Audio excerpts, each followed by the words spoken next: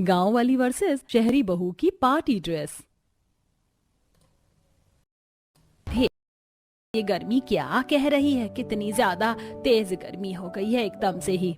Good morning माँ जी। Good morning माँ जी, मैंने शौर्य और राघव जी दोनों के लिए टिफिन बना दिए हैं। अब आप कहो तो सभी का नाश्ता भी बना दूं क्या?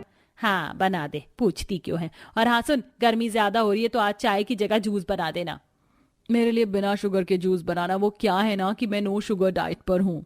अरे बहू, क्या होती है ये डाइट वाइट? बिल्कुल भी डाइटिंग वगैरह मत करना। तू तो पहले ही कितनी सुंदर है, ऊपर से गर्मी इतनी हो रही है कि बस पूछो नहीं। कोई डाइट वाइट मत करना, नहीं तो तबीयत भी खराब हो सकती है। नहीं माँ जी, नो शुगर डाइट से तबीयत खराब नहीं होगी और दुरुस्त रहेगी। चल तो तेरी मर्जी। सुन लिया ना तूने शालिनी, जाप जाकर सभी के लिए नाश्ता बना दे। और हाँ, पराठों पर जरा लिमिट में घी लगाना। अपने गांव की तरह घी में डूबे हुए पराठे हम सबके आगे ना रख देना। गंगा की बात सुनकर शालिनी सभी के लिए नाश्ता बनाने को चली गई। माँ जी को मेरी फिक्र जरा सी भी क्यों नहीं है? बस इसलिए क्योंकि मैं गांव से आई हूँ। गांव से होना क्या कोई गुनाह है? शालिनी ऐसे ही खुद से ही बातें कर अपने दिल को हल्का करने लगी। शालिनी गंगा की बड़ी बहू थी, जिसको उसका बेटा गांव से शादी करके लाया था। शालिनी की एक देवरानी भी थी, जो कि शहर से ही आई हुई थी, और इसी वजह से गंगा शालिनी को कम और पूजा को ज्यादा महत्व देती थी। शालिनी भाभी, मेरा नाश्ता आप मेरे कमरे में ही ले आना। वो क्या है ना, मुझे कुछ काम है तो मैं नीचे सबके साथ नाश्ता नहीं कर पाऊंगी। ठीक है। पूजा के बोलने पर शालिनी नाश्ता बनाकर पूजा के कमरे में लेकर जाने लगी। पहले उसने नीचे सबको नाश्ता दिया और फिर वो पूजा के कमरे में पहुंची, जहां पूजा अपनी डिजाइनर ड्रेसेस को निकालकर उन्हें चेक कर रही थी। आ गई आप, यहीं रख दीजिए। इतना बड़ा कमरा है, साथ ही एसी भी लगा हुआ है। क्या बात है, मेरा कमरा तो इससे आधा ही है और साथ ही ना कोई एसी है ना ही कूलर। ओ हेलो, कहाँ खो गई? नाश्ता दो और जाओ। हाँ हाँ हाँ, ये लो। शालिनी पूजा का कमरा जब भी देखती थी तो वो ऐसे ही हैरान हो जाती थी, क्योंकि उसके हिस्से में घर का बस एक छोटा सा कमरा ही था। ऐसे ही सिलसिला जारी था। पूजा अपने बड़े कमरे में ऐश से रहती थी, वहीं दूसरी तरफ शालिनी अपने छोटे से कमरे में गुजारा करती थी। शालिनी को सिलाई करने का शौक था। वो अपने खाली वक्त में सिलाई किया करती थी और आज भी वो कुछ सिल ही रही थी। बस ये एक सिलाई और निकल जाए तो मेरा साड़ी का ब्लाउज पूरा हो जाएगा।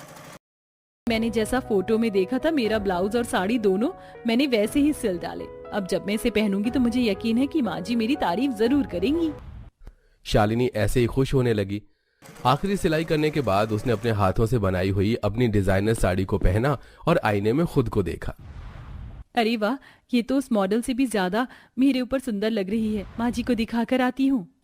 शालिनी खुशी खुशी अपनी ड्रेस को दिखाने के लिए कमरे से निकल आई कि तभी अपने कमरे से नई ड्रेस पहने पूजा भी निकली। अरे शालिनी, मैं कह रही थी कि आज इसने सस्ते से कपड़े में से ये इतनी सुंदर साड़ी बना ली। क्या बात है? माँ जी देखिए, यही वो ड्रेस है जो मैंने ऑनलाइन मंगवाई थी। बताइए कैसी लग रही है? बहुत सुंदर है बहू, इसका कपड़ा भी बिल्कुल मक्खन की तरह मुलायम है। सच में बहुत ही प्यारी है। वो तो है, इसका कपड़ा बहुत ज्यादा कंफर्टेबल है। माँ जी, मेरी साड़ी कैसी लग रही है? तेरी साड़ी ठीक ठाक है, ऐसे क्यों पूछ रही है? गंगा को शालिनी की साड़ी भी पसंद आई थी, लेकिन उसने उसकी तारीफ नहीं की। लेकिन शालिनी ने इस सब पर भी अपना दिल छोटा नहीं किया।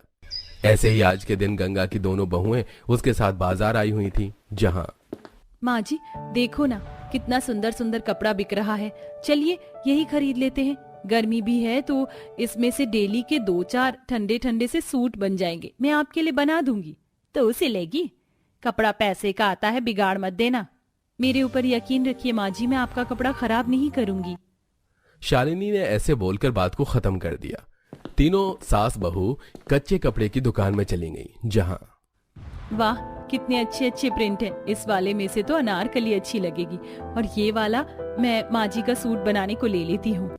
पूजा बहू, तू भी अपने लिए कुछ ले ले। सस्ते सस्ते से कपड़े हैं, गर्मी के सूट बना लेना। माँ जी आप तो जानती है कि मुझे ऐसे सस्ते सस्ते कपड़े खरीदना जरा भी पसंद नहीं है, और ऊपर से ये मेरी क्लास से भी मैच नहीं करता। मैं तो किसी अच्छे शोरूम या फिर ऑनलाइन ही कोई अच्छी सी ड्रेस देखकर खरीदूंगी। पूजा की बात सुनकर गंगा बस चुप सी रह गई। 300 से 400 तक के कपड़े खरीदने के बाद गंगा शालिनी को कपड़े की दुकान से ले आई, जिसके बाद वो तीनों एक शोरूम में गईं।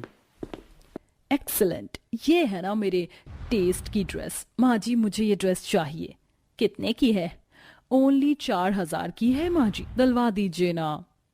गंगा अपनी शहरी बहू को मना नहीं कर पाई, जिसकी वजह से उसने उसे 4000 रुपए की ड्रेस भी दिलवा दी।